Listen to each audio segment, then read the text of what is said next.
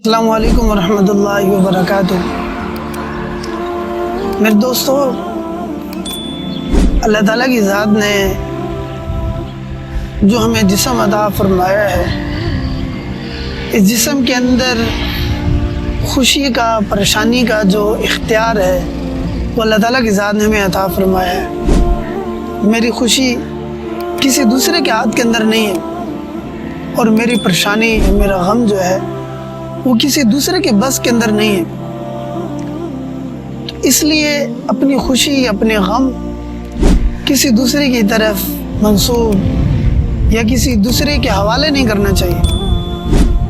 اس لیے اگر کوئی پریشانی آ جائے تو اس کے اوپر اللہ تعالیٰ کی ذات نے ہمیں جو ہے وہ سبق دیا ہے، وہ صبر کرنا ہے۔ صبر کے بدلے میں اللہ تعالیٰ کی ذات نے فرمایا کہ میں تمہیں خود ملوں گا، اور صبر کا بدلہ جو ہے وہ جنت ہے۔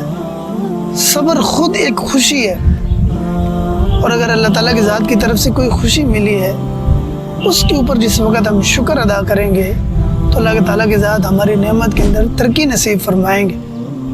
اس لیے اپنے معاملات کے اندر، اپنی زندگی کے اندر خود خوشیاں لے کر آئیں گے تو اللہ تعالیٰ کی ذات ہمیں ترقی نصیب فرمائیں گے۔ اور اگر ہم اللہ تعالیٰ کے علاوہ کسی اور کے حوالے اپنی خوشیاں کر دیں گے تو وہ خود پریشان ہوگا، وہ ہمیں کیا خوشیاں دے گا۔ اللہ تعالیٰ کی ذات ہمیں 100% خوشی نصیب فرمائے، خوشیوں والی، امن والی، چین والی، سلامتی والی، سکون والی زندگی نصیب فرمائے۔ السلام علیکم ورحمۃ اللہ وبرکاتہ۔